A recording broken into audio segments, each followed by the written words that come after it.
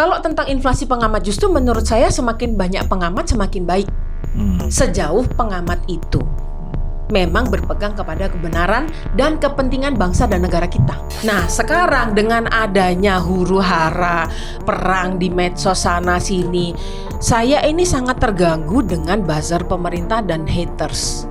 Dua-duanya ini buat saya mengganggu. Karena yang buzzer, yang haters itu semua yang dilakukan pemerintah salah.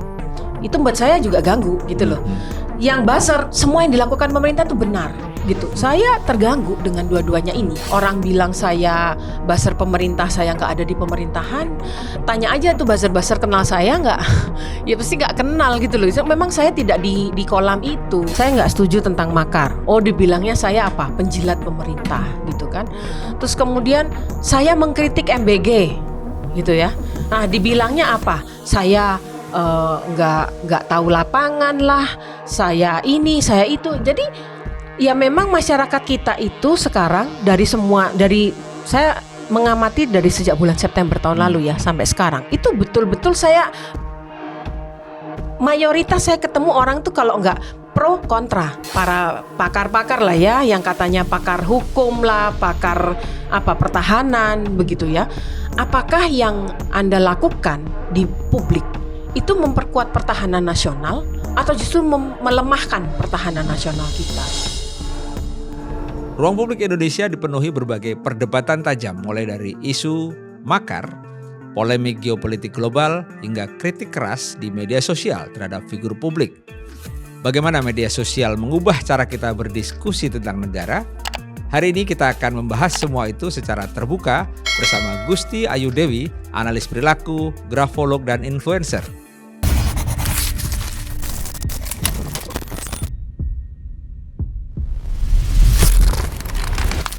Sudah hadir bersama kita Ibu Gusti Ayu Dewi atau Mbak Ayu aja ya. Bebas. Mbak Ayu. Beliau adalah analis perilaku yang kita sering melihatnya aktif sekali di media sosial, terutama dalam konteks kalau kita bicara soal hal-hal yang kritis dan kemudian hal-hal yang mungkin dianggap perlu direspon. Nah, biasanya Mbak Ayu ini juga mengaitkan berbagai masyarakat sipil, para pengamat yang kemudian beliau merespon dengan cara beliau. Dan kali ini kita akan diskusi mengenai isu-isu terakhir. Yang terakhir sekali adalah Sekretaris Kabinet Mayor Teddy baru saja menyampaikan bahwa sebaiknya para pengamat atau para analis itu kalau berkomentar menggunakan data, berbasis data dan seterusnya. Karena beliau mengkhawatirkan bahwa terjadi apa yang disebut oleh Mayor Teddy ini sebagai inflasi pengamat. Jadi nilai pengamat jadi turun karena mungkin berdasarkan asumsi atau tidak berbasis data dan sebagainya. Nah, saya ingin yang pertama kali ini Mbak Ayu, menurut Mbak Ayu apa sih sebenarnya yang terjadi ketika banyak sekali isu dan kemudian berseliweran dan terakhir misalnya masalah sesuatu yang barangkali itu kritik dari masyarakat sipil, kemudian direspon tuduhan makar segala macam. Menurut Mbak Ayu melihatnya seperti apa? Oke, yang pertama ya, saya melihat sekarang memang kita ini memasuki dunia yang berbeda ya, dunia media sosial. Kalau dulu ada apa-apa, zaman kita tuh, zaman saya dulu buka koran, sekarang kita udah buka media sosial gitu ya. Kabar baiknya sekarang setiap orang adalah media, gitu ya. Setiap orang bisa bersuara gitu. Tapi ada satu hal yang menurut saya sudah di tahap mengkhawatirkan, tapi saya tidak tahu ini disadari atau tidak, gitu ya. Nah, salah satunya adalah mungkin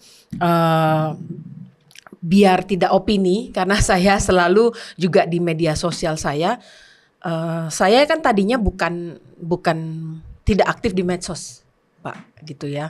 Tapi saya melihat ada sebuah celah yang membahayakan nih kalau nggak ada yang maju nih untuk menjernihkan ya ruang. Karena saya pikir setiap bangun tidur tuh kalau kita buka medsos tuh ya kebanyakan isinya kusut gitu loh, keruh dalam artian. Keruh itu karena kita tidak tahu, ibarat orang makan daging ya, makan ikan.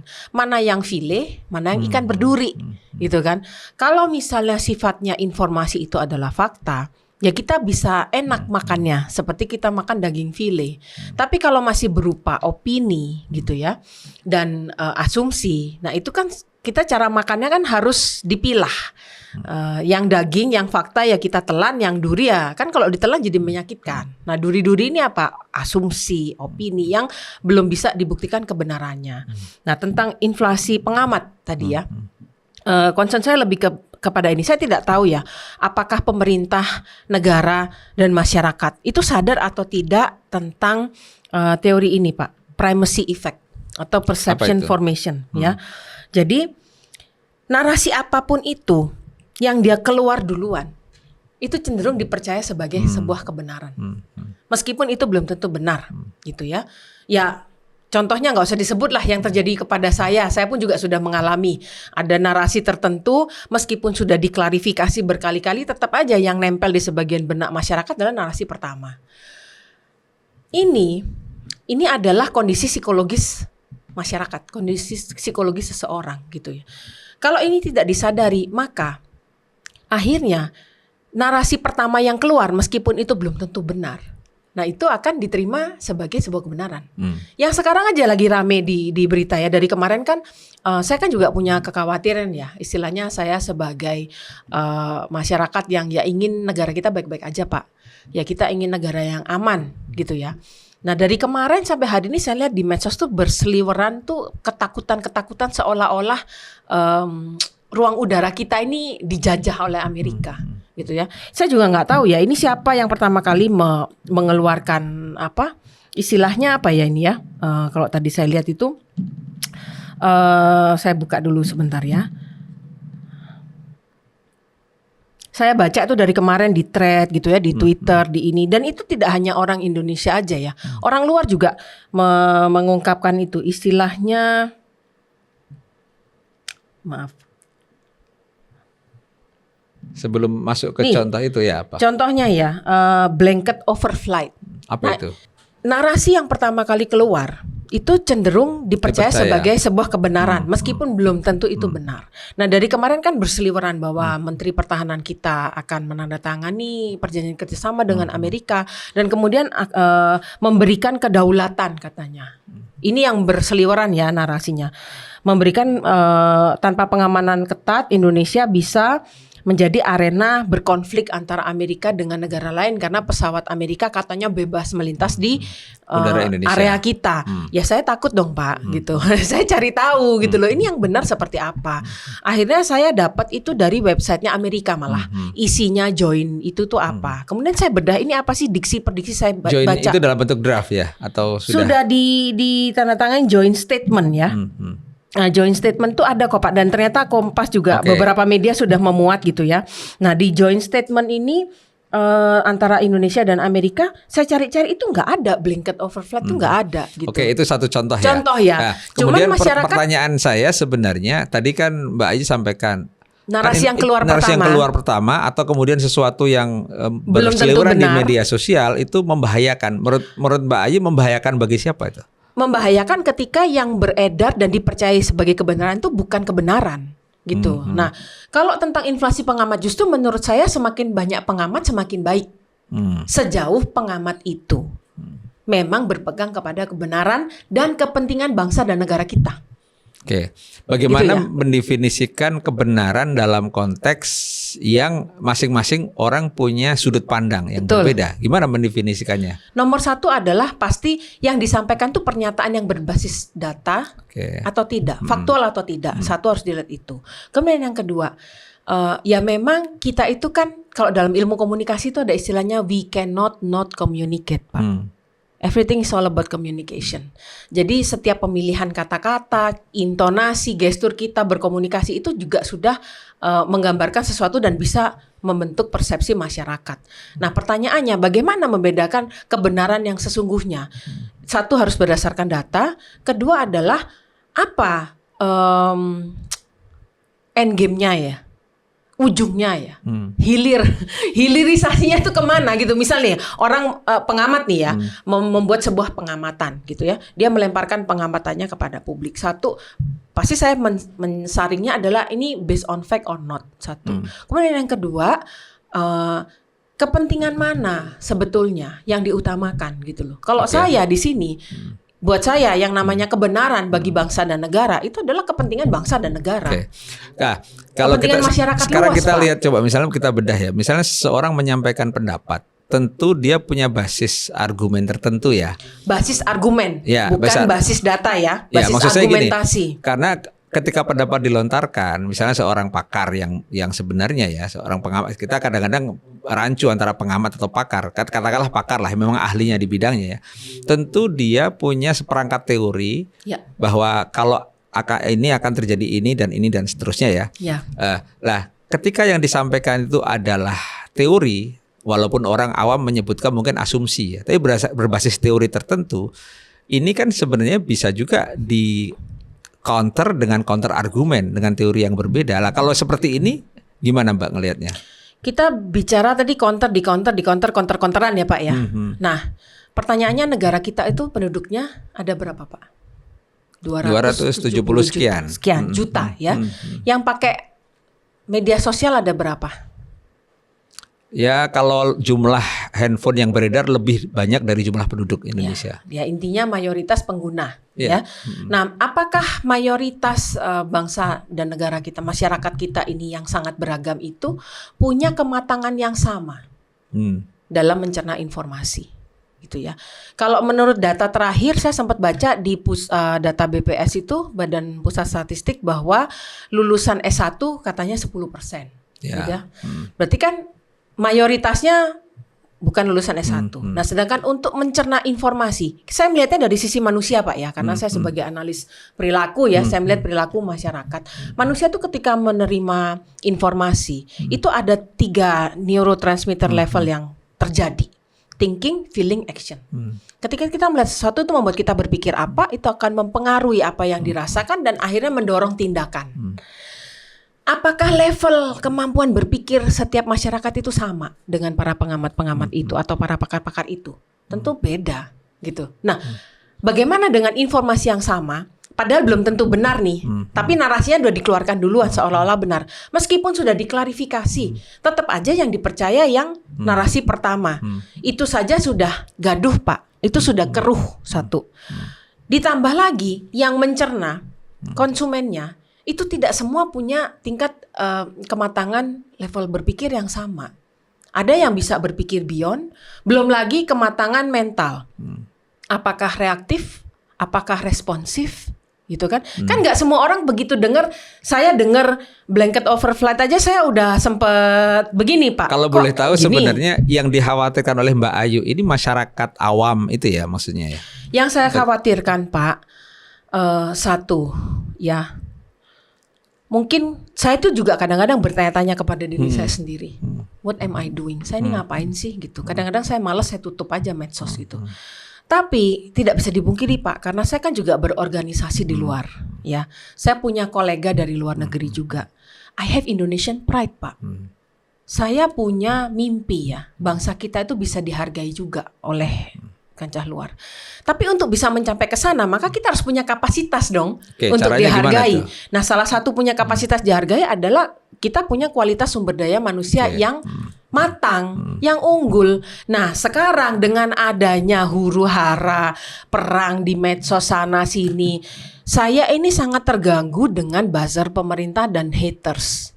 Dua-duanya ini buat saya mengganggu. Karena yang buzzer, yang haters itu semua yang dilakukan pemerintah salah. Itu buat saya juga ganggu gitu loh. Yang buzzer, semua yang dilakukan pemerintah itu benar gitu. Saya terganggu dengan dua-duanya ini karena menurut saya kalau kita ingin membangun bangsa dan negara, kita harus bisa melihat secara objektif. Tidak bisa 100% salah. Itu adalah bentuk kebencian, Pak. 100% benar itu adalah ya itu menjilat aja Pak. Itu saya udah sering beberapa kali di podcast apa juga saya sampaikan, di TV juga saya sampaikan.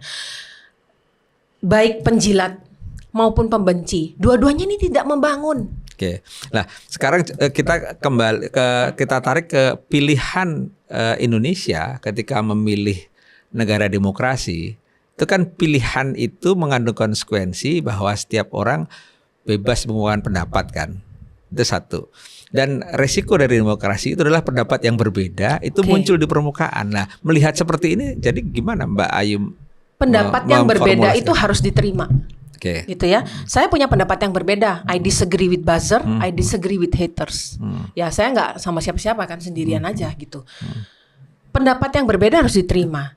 Tapi ketika kita berbicara demokrasi, satu, demokrasi ini kan berasal dari negara barat. Apakah kita mengadopsi 100% plek-ketiplek Pak? Atau ada penyesuaian demokrasi Pancasila gitu kan? Terus kemudian kita berbicara tentang kebebasan ya. Kebebasan itu ketika tidak ada batas, dia akan menjadi liar. Jadi sebebas apa? Nah itu harus ada definisi yang saya juga belum menemukan gitu. Jadi definisi demokrasi di Indonesia itu mau didefinisikan seperti apa sih gitu loh. Ruang gerak Bapak kan punya, katakanlah kita bicara bebas ya, saya bebaskan Bapak makan apa aja deh. Nah terus semua Bapak makan dengan bebas. Bapak terbangun atau malah hancur? Ya pasti hancur. Sama juga dengan ini. Kebebasan, boleh kebebasan berpendapat diizinkan. Tapi dengan fakta ya, bahwa contoh itu tadi teori yang tadi saya sampaikan itu primacy effect ya. Narasi yang pertama keluar belum tentu benar, tapi karena dia duluan keluar, dia dipercaya sebagai kebenaran. Terus dengan demokrasi yang diberi kebebasan berpendapat, semua orang boleh berpendapat, semua orang boleh mengeluarkan narasi meskipun itu tidak benar. Apakah itu? Jadi solusinya yang akan membangun Indonesia? Dalam usulan atau mungkin ya ide yang disampaikan Mbak Ayu, harusnya gimana tuh? Definisikan. Apa definisi demokrasi di Indonesia itu akan seperti apa definisinya, sehingga semua orang itu punya pemahaman demokrasi yang sama. Ya, coba saya boleh nggak sedikit eksperimen di sini? Boleh nggak minta kru satu bantu ya sama ballpoint, Bapak sama kru ya, gitu ya. Kita ini untuk menguji. Kita nggak usah masuk ke soal demokrasi. Demokrasi kita sudah jelas seperti yang ada di Undang-Undang Dasar, di Undang-Undang Pemilu itu sudah ada. Kita nggak perlu bicara. Saya ingin sebenarnya mendalami. Sebagai seorang analis perilaku, sebenarnya hal yang menurut Mbak Ayu sebagai kegaduhan itu konsekuensi atau dampaknya pada konteks analis perilaku seperti apa ya Pak? Jadi perilaku masyarakat kita bukan yang terdidik Pak. Akhirnya jadi teradu gitu loh. Narasi ketemu narasi, di counter ini, di counter itu, boleh ada klarifikasi berkali-kali. Tapi kan yang pertama kali muncul itu yang oleh mayoritas masyarakat kita diterima oleh kebenaran, dan itu bukan salah masyarakat kita ya. Itu adalah cara otak kita bekerja begitu loh. Nah ini apa dampaknya? Ya akhirnya masyarakat kita gontok-gontokan kan Pak. Jadi berantem sendiri. Yang menjadi concernnya Mbak Ayu, gimana supaya nggak seperti itu? Apa yang selama ini Mbak Ayu lakukan dalam konteks sebagai analis perilaku itu? Apa yang dilakukan? Apakah dengan mengcounter narasi di medsos atau seperti apa? Saya sejauh ini berusaha memberikan tools, Pak. Tools apa misalnya? Cara-cara menganalisis gitu ya. Kalau ada berita apa yang bisa dilakukan, dan saya juga membuat Telegram grup Ruang Jernih gitu ya. Buat orang yang gaduh di medsos gitu ya. Nah, itu silakan bergabung, dan di Telegram grup Ruang Jernih itu saya membantu memberikan tools-tools untuk membedah ketika ada narasi. Bagaimana kita membedakan itu opini atau itu fakta? Ya, apakah itu asumsi atau itu hanya sekedar framing gitu ya. Ini menarik ya. Jadi ini Mbak Ayu bahkan sudah melakukan sesuatu ya, berbuat sesuatu. Ya meskipun kecil lah Pak. Ya, tapi Tuhan ini kan melangkah. Ya, tidak hanya berpendapat tapi melakukan sesuatu yang kalau boleh saya sebutkan itu sebenarnya mengeducate publik sebenarnya kan, mendidik masyarakat dalam konteks tertentu dalam tanda kutip ya. Benar gak gitu? Iya sih Pak, karena sebetulnya dalam perjalanan saya begitu ya Pak. Ya saya kan manusia juga ya. Kadang-kadang ada orang komen-komen dengan mulutnya yang nggak bermoral itu kan, saya ya terpengaruh juga kadang-kadang. Dan saya mempertanyakan sebetulnya apa sih dorongan saya gitu loh. Why I'm doing what I'm doing. Ternyata memang yang memberi saya energi itu adalah ketika saya bisa mencerahkan gitu ya, bisa memberi pencerahan gitu. Ya lewat ya edukasi salah satunya. Ya mungkin itu Pak yang terbesar gitu loh. Karena orang bilang saya buzzer pemerintah, saya nggak ada di pemerintahan. Tanya aja tuh buzzer-buzzer kenal saya nggak? Ya pasti nggak kenal gitu loh. Memang saya tidak di kolam itu. Jadi mencerahkan, mengedukasi publik itu mulia sekali dalam konteks ini ya. Di antara ini kan kita berada dalam revolusi informasi yang luar biasa. Semua terkena arus informasi yang dahsyat, tidak peduli latar belakang pendidikan, tidak peduli dia di strata yang mana, tapi semua terkena itu ya. Satu itu. Terus yang kedua Pak, saya kan tinggal di Bali Pak. Oke. Untuk orang yang tinggal di Bali, kita tuh biasa berdampingan dengan WNA. Ya. Kita punya Indo Pride Pak. Kita punya.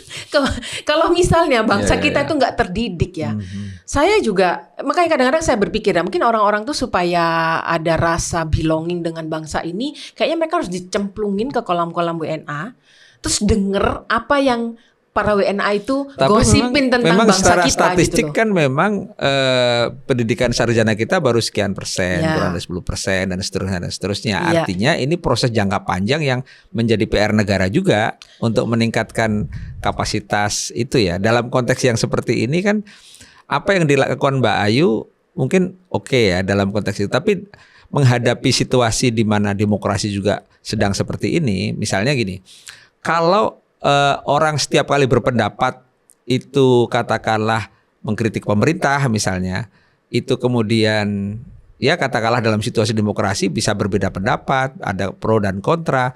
Kalau Mbak Ayu melihat kritik misalnya, itu seperti apa? Melihat kritik itu muncul misalnya. Boleh nggak saya tanya dulu ke Bapak, definisi kritik itu apa Pak?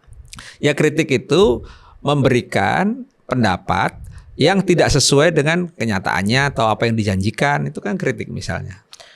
Kritik itu definisi saya adalah melihat sesuatu yang gak berhasil. Nah, saya beri masukan supaya berhasilnya begini. We see what doesn't work and we give input what works.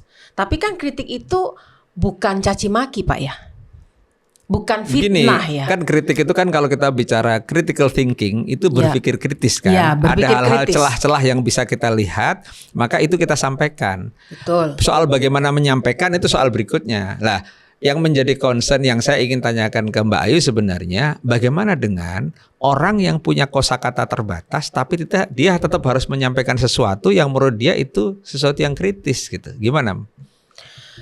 Segala sesuatu itu kan manusia itu kembali lagi ya, thinking, feeling, action Pak. Ya. Nah, bertindak itu kan sudah masuk di level action. Nah, action itu sangat dipengaruhi dengan apa yang dia rasakan dan apa yang dia pikirkan. Katakanlah orang itu nggak berpendidikan lah, ya. Tapi kalau orang itu niatnya baik, segala sesuatu yang dari hati itu kan sampai Pak ke hati Pak.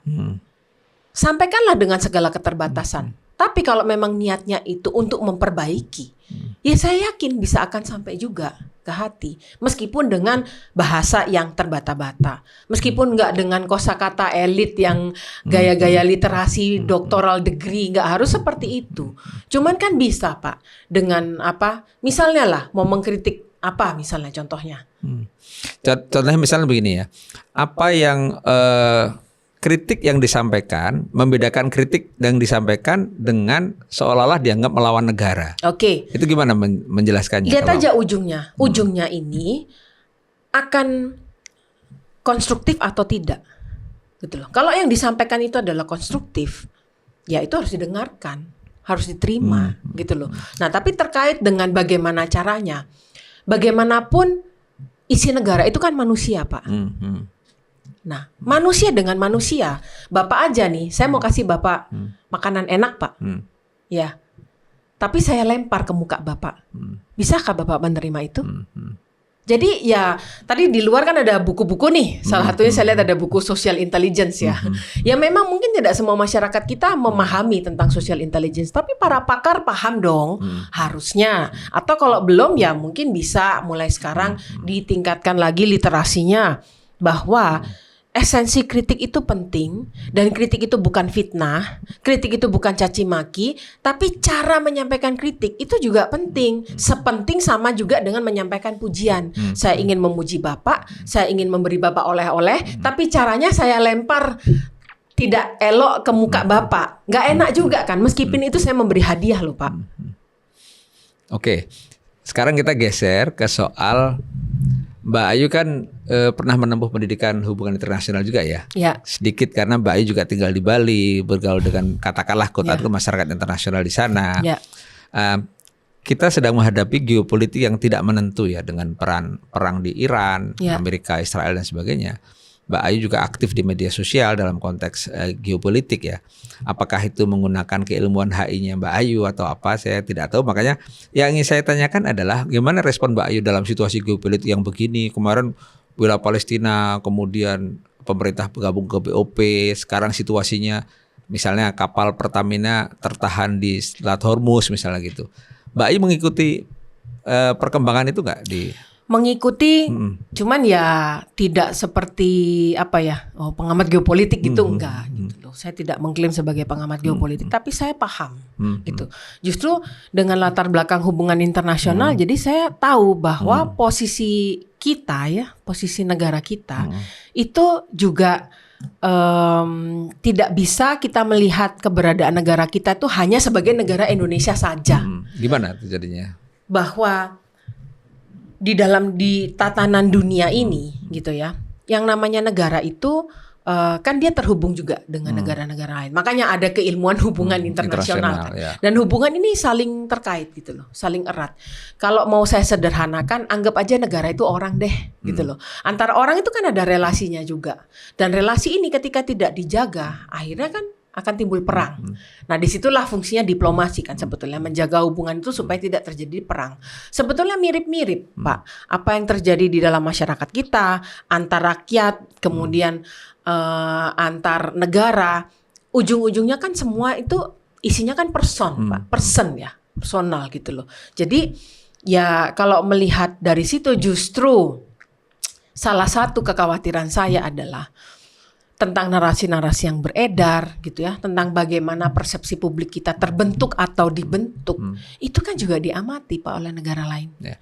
Sekarang kalau melihat posisi geopolitik seperti ini dan kemudian posisi yang diambil oleh pemerintah kita dan kemudian dikaitkan dengan respon masyarakat, Mbak Ayu melihatnya seperti apa dalam konteks tadi komunikasi di sosial media segala macam, mungkin ada hoax segala macam.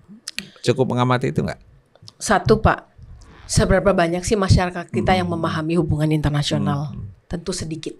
Ya. Kemudian yang kedua adalah memang sangat dibutuhkan literasi publik ya tentang apa sih hubungan internasional, apa pentingnya, dan bagaimana posisi rumah kita ini loh, negara kita ini posisinya di mana. Yang pasti politik negara kita itu kan menganut bebas aktif ya. Satu harus bebas. Ya kedua juga aktif, bukan pasif gitu loh, aktif mau ke sana kemari. Nah tentang yang saya amati adalah saya tidak tahu apa yang ada di dalam benak pemerintah gitu ya. Tapi yang saya yakini gitu bahwa pemerintah itu punya strategi-strateginya sendiri. Saya punya perusahaan Pak, saya punya company gitu ya. Saya juga punya level direksi. Ketika saya mau mengambil sebuah keputusan yang katakanlah oke, saya mau menambah investasi atau saya mau membuka, contoh nih yang sedang akan saya jalankan kan tentang sekolah grafologi nih, yang sampai nanti akan audiensi lah ke beberapa kementerian gitu ya. Itu kan langkah cukup berani ya langkah yang resikonya ada gitu. Tapi kan tidak mungkin pertimbangan-pertimbangan itu saya diskusikan atau saya sampaikan sampai contohnya ke level OB. Atau ke level driver saya. Jadi ada lapisan-lapisan informasi yang tidak saya sampaikan semua karena satu, mereka belum tentu punya mental model yang sama seperti saya.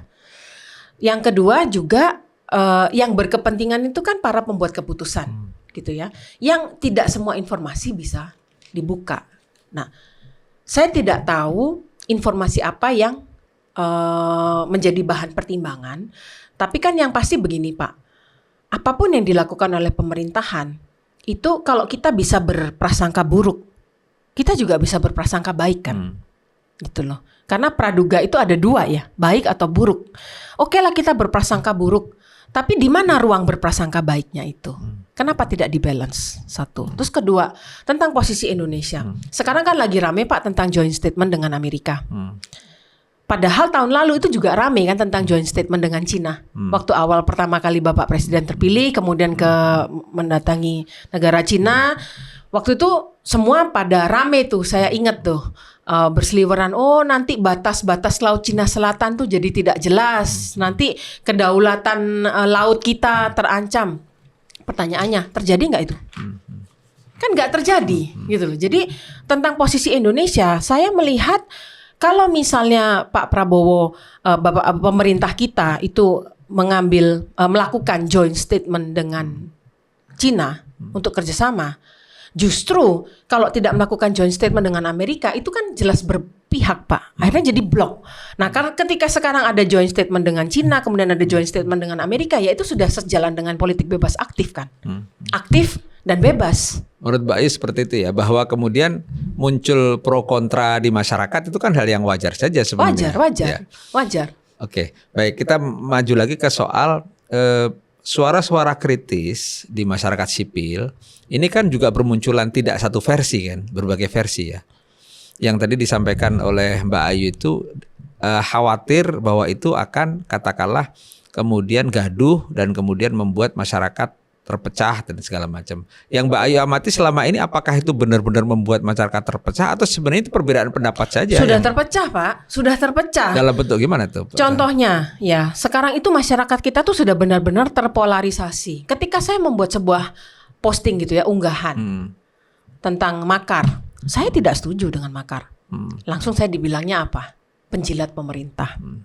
Kemudian saya kemarin mengunggah tentang tidak setuju dengan makar itu, tidak setuju dengan bahwa pernyataan itu dianggap disebut makar atau makarnya. Kalau makarnya tentu saya tidak setuju dengan makarnya. Bukan soal pernyataan tertentu, misalnya soal kemarin Prof. Saiful Mujani menyampaikan kritik dan itu bukan kritik Pak menurut saya. Menurut Mbak Ayu itu makar. Itu bukan kritik, itu adalah ajakan. Itu adalah hasutan gitu loh. Dan kalau misalnya kita kembali lagi ya Pak ya, tadi ke konteksnya ya, soal tentang masyarakat kita itu sudah terpecah atau belum? Itu sudah. Saya upload ya, saya nggak setuju tentang makar. Oh dibilangnya saya apa? Penjilat pemerintah gitu kan. Terus kemudian saya mengkritik MBG gitu ya. Nah dibilangnya apa? Saya nggak tahu lapangan lah, saya ini, saya itu. Jadi ya memang masyarakat kita itu sekarang dari saya mengamati dari sejak bulan September tahun lalu ya sampai sekarang itu betul-betul mayoritas saya ketemu orang tuh kalau nggak pro kontra. Ya kamu pro pemerintah atau kamu kontra pemerintah? Ketemu di lapangan gitu? Tidak hanya ketemu di lapangan. Iya, kadang-kadang kan saya kalau makan, kadang-kadang saya kan suka sebagai pengamat perilaku kan saya mengamati perilaku dari semua segmen Pak ya. Kadang-kadang kan saya juga mendengar lah dari pembicaraan klien-klien saya gitu kan, dari kolega-kolega gitu kan. Bahkan dari orang yang tidak saya kenal ketika saya lagi makan gitu. Karena saya pengen tanya, Pak, apa sih, ngerti nggak sih orang-orang warteg itu apa yang terjadi di medsos tuh, mereka ngerti nggak? Gimana itu? Nggak ngerti. Mereka nggak ngerti. Terus yang kedua yang saya lihat adalah mereka betul-betul terbagi Pak. Terbagi antara pro pemerintah atau kontra pemerintah. Sebentar, itu kan tadi disampaikan bahwa di media sosial mereka terpolarisasi ya. Terpolarisasi. Tapi ketika di lapangan seperti apa? Terpolarisasi juga. Bentuknya seperti apa itu? Ya intinya, lu orang pemerintahan atau bukan. Nah nanti kalau dianggap pro, ada yang pro dengan pemerintah, dibilangnya lu jalanin proyek gitu ya. Jadi saya ini, makanya saya tadi sampaikan ke Bapak ya, saya menantang kepada siapapun yang menuduh saya ini dapat proyekan dari pemerintah, saya punya dapur MBG, ada menuduh saya punya dapur SPPG, silakan buktikan. Tapi kalau Anda gagal membuktikan, Anda harus siap ya, saya akan tuntut Anda sampai titik darah penghabisan saya untuk Anda bertanggung jawab terhadap fitnah itu kepada saya. Itu dianggap oleh Mbak Ayu sebagai bagian fitnah. Dari bukan soal soal polarisasi dan perpecahan tadi. Polarisasi itu polarisasi hanya karena saya membuat pernyataan misalnya. Saya setuju dengan visi MBG. Dibilangnya saya punya dapur MBG. Itu dicetuskan di media sosial atau secara fisik ini? Baik media sosial maupun fisik, Pak. Bahkan saya kan saya S2 AI ya, Pak. Tesis saya itu tentang MBG. Jadi saya membuat berbasis AI sebuah pengukuran bagaimana makanan itu bisa diukur skor kognitifnya. Karena kan visi MBG itu mencerdaskan bangsa, Pak, bukan mengenyangkan bangsa ya. Maka menurut saya harus ada pengukuran dari satu menu yang ditampilkan. Ini kira-kira dukungan kognitif kepada konsumen atau penerima manfaat itu berapa persen. Nah, tesis saya tentang itu. Itu aja, Pak, dari kalangan yang saya kenal. Disangkanya saya itu jalanin proyek MBG. Ya, saya sempat tersinggung juga gitu. Saya tersinggung. Jadi Tapi kan sebagai orang yang sedang membuat tesis kan tindakan akademis kan itu kan, bukan soal. Tapi sudah ada pemikiran dan bisik-bisik saya punya dapur MBG, coba, Pak. Itu dari saya membuat tesis ya. Sehingga saya sekarang akhirnya kalau dibilang saya nggak punya teman, ya ada yang kenal. Dibilang saya punya teman, ya saya sampai ya kemana-mana saya sendiri sekarang.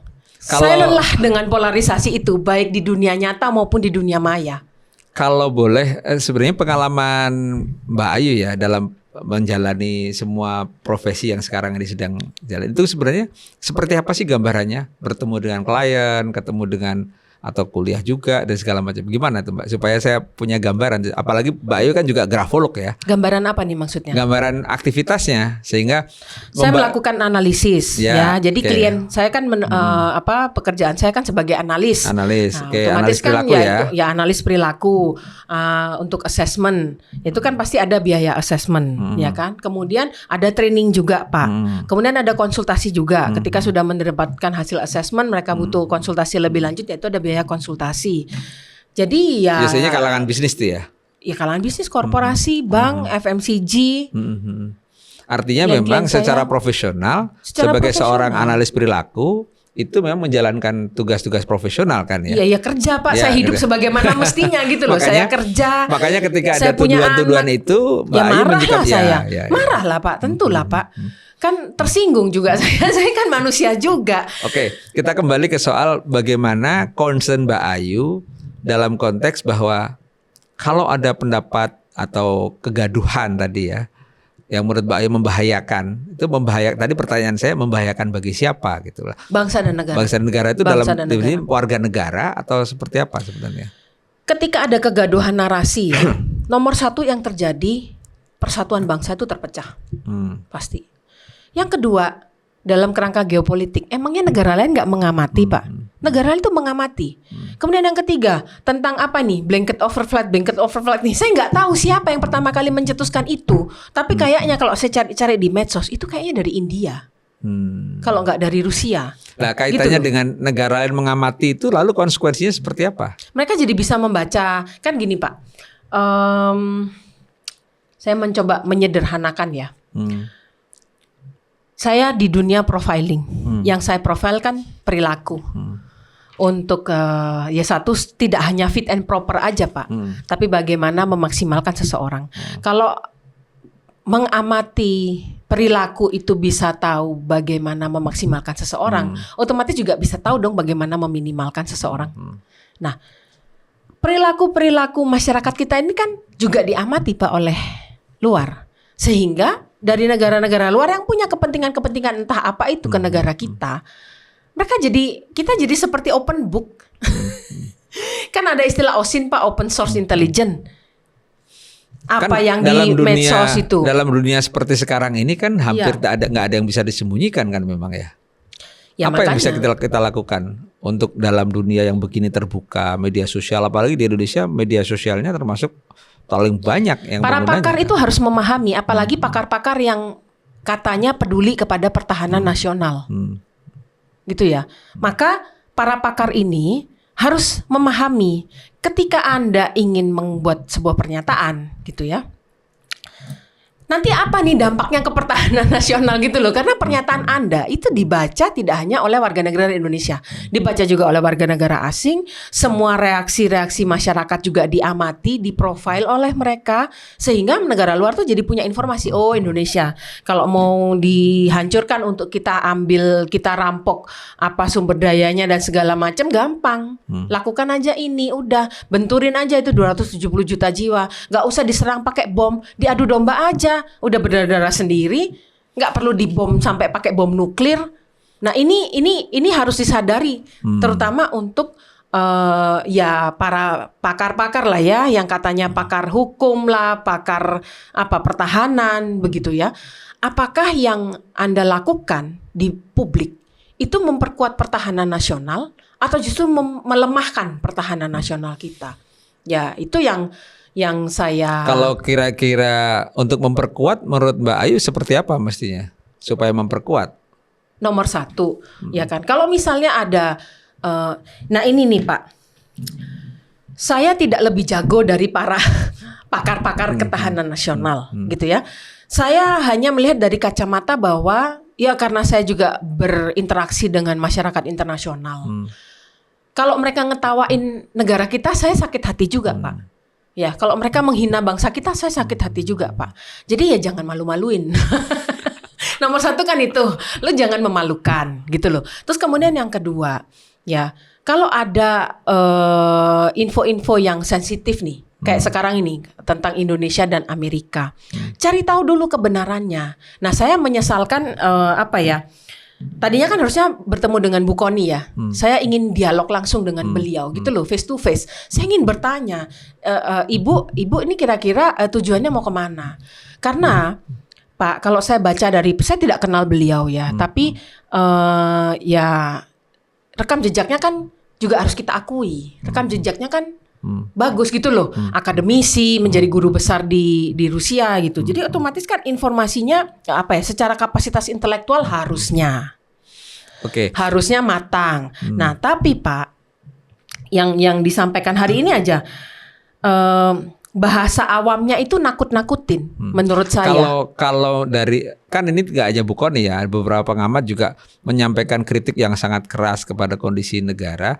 Tetapi secara objektif kondisi pengelolaan negara sekarang ini menurut Mbak Ayu seperti apa sebenarnya? Pak, siapapun kita bicara negara dengan 270 juta masyarakatnya, warga ya. Ini adalah negara yang sangat besar. Menurut saya pengelolaan negara dari tahun ke tahun itu mereka pasti punya keunggulannya sendiri, tapi punya kelemahannya sendiri juga, gitu ya. Nah, setiap kepala negara ini kan punya gayanya yang masing-masing ya, punya gayanya yang berbeda gitu. Nah, kalau ditanya menurut saya bagaimana gitu, saya juga dalam posisi masih melihat. Yang pasti yang bagus saya apresiasi. Contoh nih, BBM negara kita kan nggak naik Pak.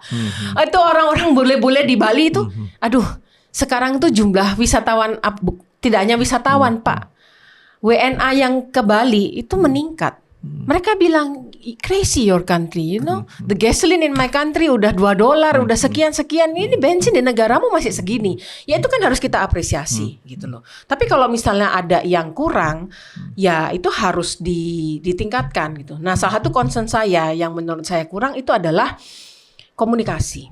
Bagaimana sih mengkomunikasikan? Karena begini loh, tak kenal maka tak sayang.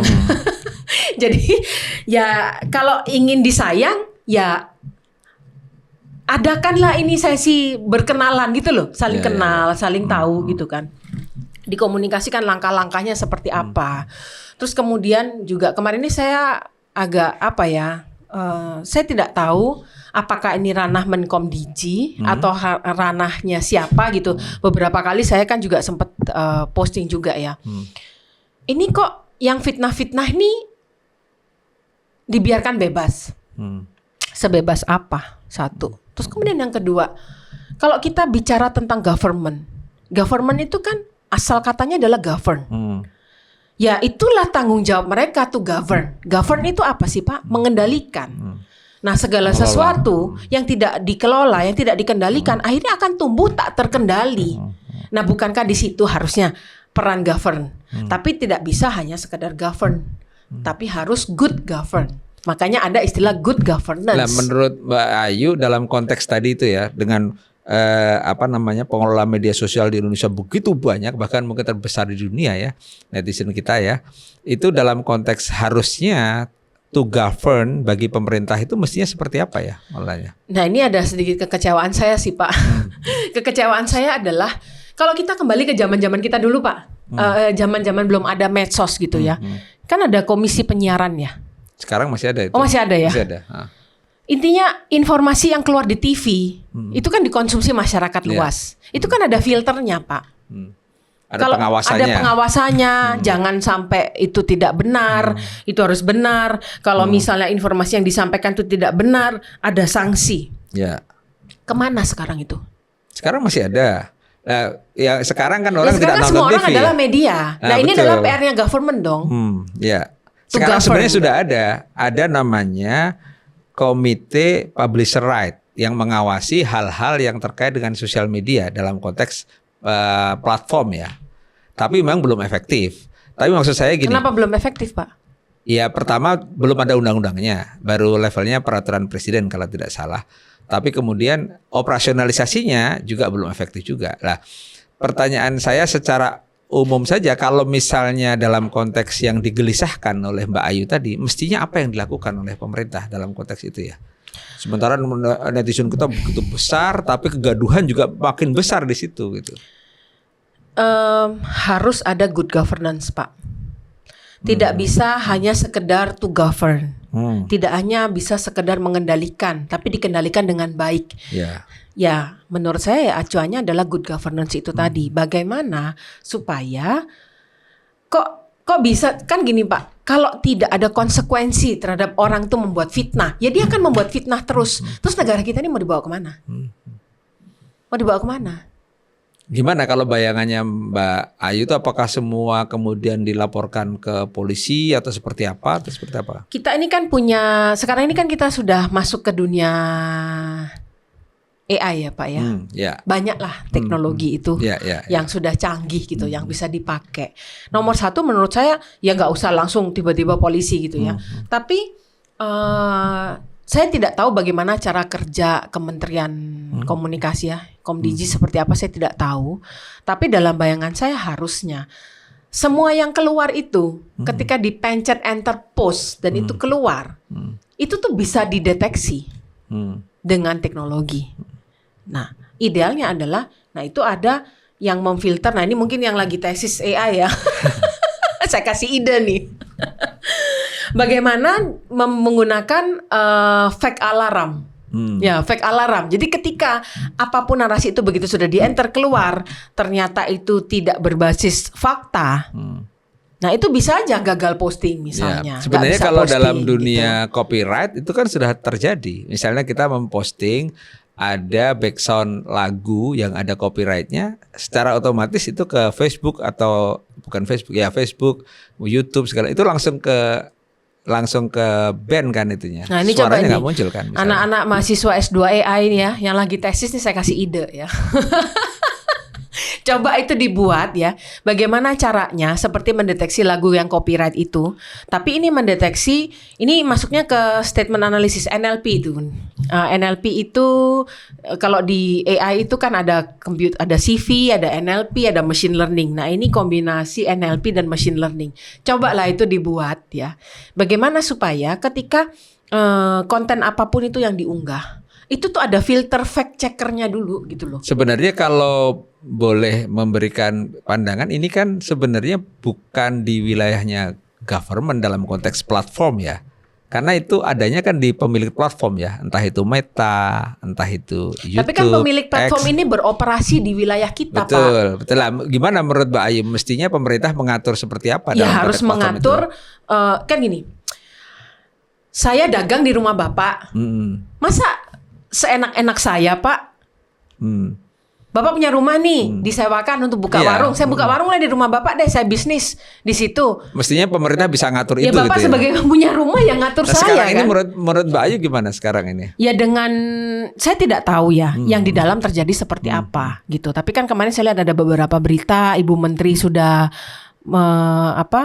ada sidak, kemudian ada teguran dan lain sebagainya. Ya itu harus diperketat lagi, harus diperkeras lagi. Karena kalau tidak itu menghancurkan pertahanan nasional kita loh. Ada satu lagi nih yang sering diungkapkan beberapa pihak nih. Mungkin Mbak Ayu juga pernah menyampaikan itu soal disinformasi, fitnah dan kebencian. Itu sebenarnya term seperti apa sih itu, Mbak?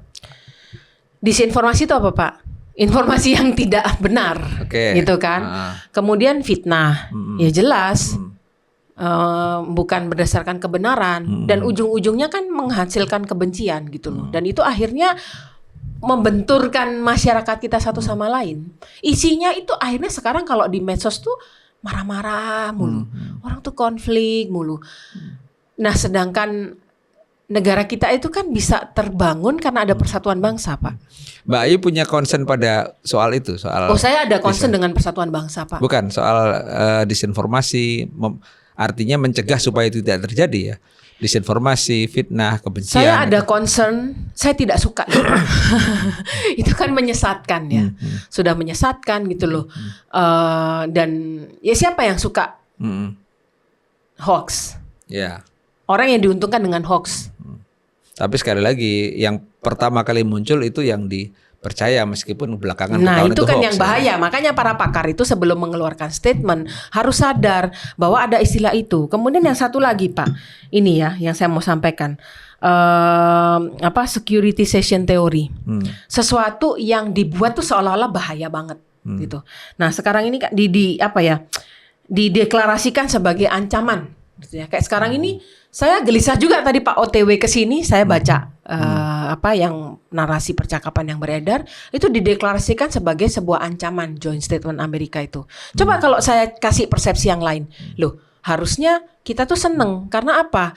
Dengan Indonesia menandatangani joint statement dengan Amerika, kita membuktikan kepada dunia bahwa Indonesia itu bebas aktif. Mbak Ayu ngeluarin statement itu? Belum. Artinya kan biasa Pak, kalau ada narasi, ada narasi, ada kontra narasi, itu kan dialektika biasa sebenarnya. Belum sempat. Makanya saya salut ya dengan orang-orang yang segitu ininya ke medsos gitu. Saya aja nggak sempet Pak mau upload gitu. Tapi kenapa nggak dilihat dari dua sisi, bahwa tahun lalu Indonesia sudah joint statement dengan Cina. Sekarang Indonesia joint statement dengan Amerika. Ini mengamankan posisi kita. Kenapa kalau orang bilang kita pro timur, kita pro barat, nggak bisa orang dengan kedua-duanya melakukan joint statement kok. Oke, sekarang terakhir nih. Jadi kan Mbak Ayu kan concern pada bagaimana mengeduket publik juga dalam konteks komunikasi kan. Iya. Dan sekarang ini Indonesia termasuk memiliki pengguna sosial media terbesar ya. Kira-kira apa PR terbesar bangsa kita dalam konteks mengelola netizen yang begini besar? Di satu sisi itu menunjukkan kita bebas berbicara, tapi di sisi lain itu menimbulkan kegaduhan. Tantangan terbesar adalah menjaga kejernihan berpikir. Oke. Akhirnya tidak bisa berpikir dengan jernih. Ya. Kita tuh saudara loh Pak. Ya. Sebangsa dan setanah air. Kita boleh berbeda pendapat, tapi bukan berarti ketika kita berbeda pendapat kita musuh kan. Oke. Jadi menjaga kejernihan berpikir. Kejernihan berpikir. Diskursus tentang geopolitik, keamanan negara maupun kritik sosial adalah bagian dari dinamika demokrasi. Yang terpenting adalah bagaimana kita menjaga percakapan publik tetap berbasis fakta, terbuka terhadap kritik, dan tidak mudah terjebak dalam narasi yang menyesatkan. Karena pada akhirnya, kualitas demokrasi ditentukan oleh kualitas diskursus publiknya. Silakan Sobat DN subscribe channel ini, ikuti berbagai platform media sosial kami @Diskursus Network. Studio kami juga bisa disinggahi, ada fasilitas toko buku Bukuku yang bisa diakses melalui bukuku.co.id atau kunjungi e-commerce kami di bukuku.story. Terima kasih Mbak Ayu sudah hadir di Open Minded. Mudah-mudahan apa yang kita diskusikan hari ini bermanfaat untuk semua yang melihat podcast ini. Terima kasih. Ya.